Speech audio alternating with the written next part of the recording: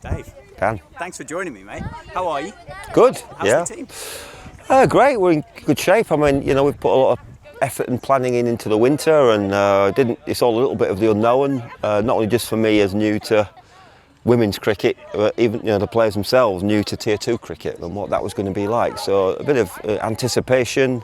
Obviously, it's nice to make a winning start in terms of we've won more games than we've lost, and we've been competitive, and we're really into the season, and now we've got a lot to look forward to in the games to come. You kind of answered it, but as a general feeling about the team and the competition as a whole, general impression of it, have you been impressed with it? Yes, I have. It's been some good cricket. I kind of thought it might be a bit more developmental, a few more youngsters in amongst it, but I think it's been very competitive. That lends itself to perhaps squad rotation.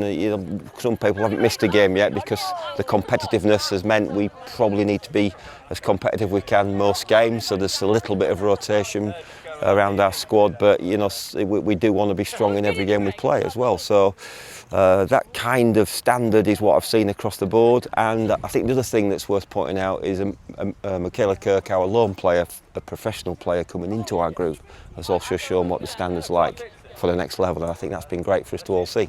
And how about your role as well? Has it lived up to the expectations Yeah. when you applied for it, got it, I suppose? Yeah, no, I thought it was exciting time. The idea of the tiers and Northamptonshire kind of rebooting.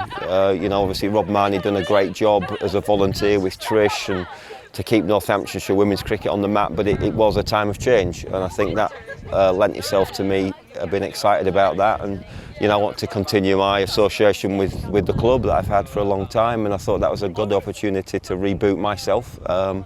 Not quite so many sleepless nights as I've had in the past, but something to care about, something to plan and pick teams and try and make players better on a regular basis. So that's been the most exciting element about it. You mentioned obviously quite a steep learning curve to start with.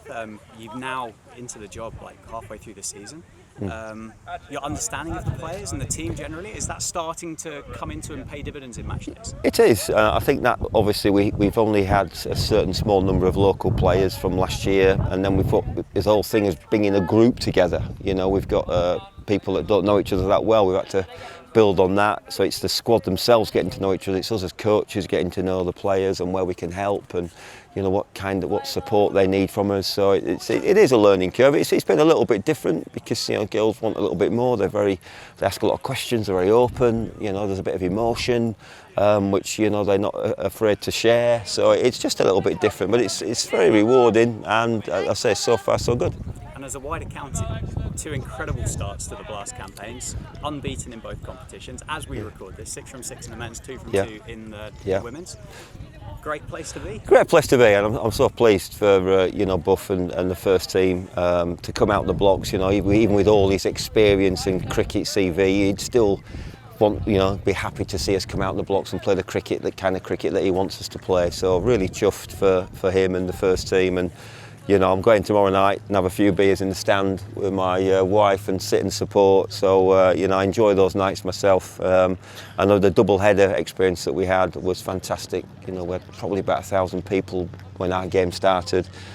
Perhaps double that by the time they clapped the girls off after a win. And then we sat together with the opposition and families and watched the first team play.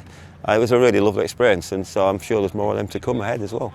Not only the head coach with the women's team, you've worked really closely with McManus, who's just put pen to paper on a new 2-year contract. Yeah. Really pleased for him? Yeah, really hard working, good professional, really works hard at his game, pushes himself in training.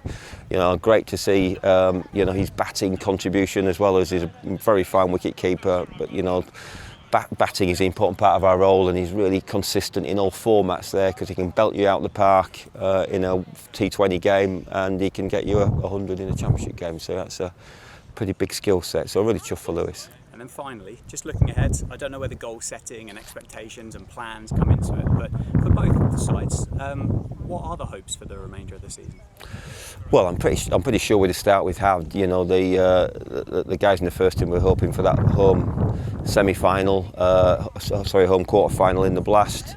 I think the championship's just one win, and then get yourself rebooted in the mix. We've obviously got Chahal turning up and a different type of cricket that we might play, so that's exciting.